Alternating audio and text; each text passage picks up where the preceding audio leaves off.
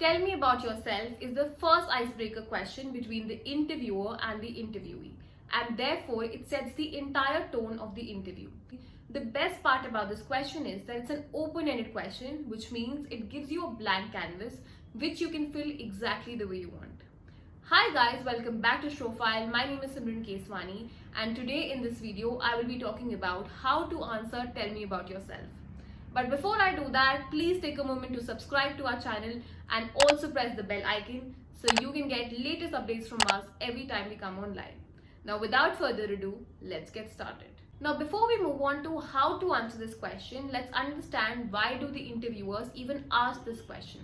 Now the most prior reason of asking this question is to know whether your experience aligns with the job description. So it's important that we keep our answers strictly to the point and professional. Second reason of asking this question is to get a gist of you. Now it's very obvious that the employers get a whole bunch of resumes in a single day and they don't have the time to go through every CV and scrutinize all the details. So this question actually saves them time and also helps them to get a brief of you.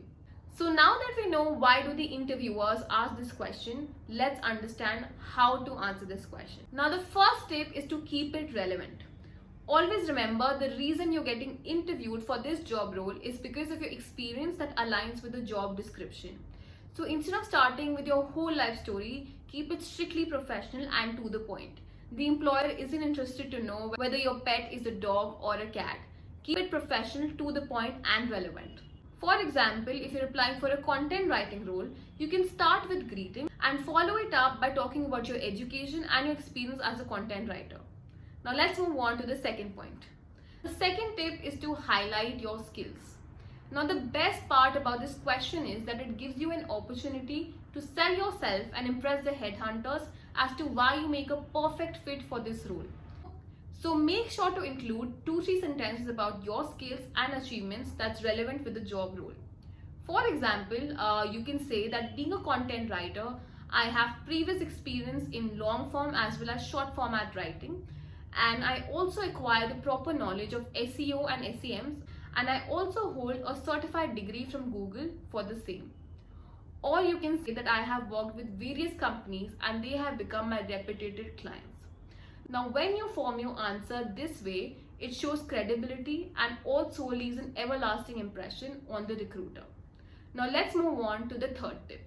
Now the third tip is to showcase your passion. So now that you're done telling the recruiter about your roles and achievements, it's now time to show them how you stand out and what makes you better than your competitors. Always remember that the employers are not only looking for someone who has relevant job experience, but they're also looking for someone who can make their life easy. And that someone can only be a person who's passionate and enthusiastic about the job role. So make sure to include whatever you know about the company. Well done research showcases your dedication and your enthusiasm towards that role. For example, let's say I'm applying for a social media executive role and I have to show that I am passionate about that work.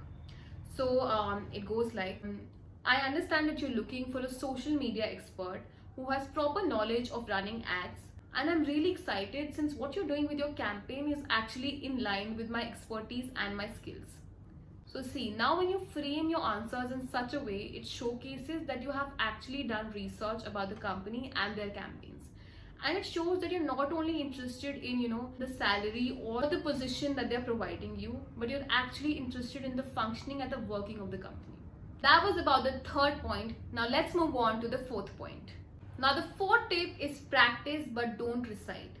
Research has shown that everything from your tone to your body language helps in creating an everlasting mental image. And having said that, it's very important to lay emphasis on not only what we are going to include in our answers, but also the way we present it. So by the time you would be sitting at your interview table, it's very obvious that the recruiters would already have your resume. So instead of merely reciting or mugging up the whole thing that you have in your resume, it's better to practice so you have a general idea about what you're going to talk about. And the best way to look natural is to do a practice session prior to your interview with a friend or maybe a family member. That can help you in giving clarity of thoughts and also eliminate the last minute nervousness.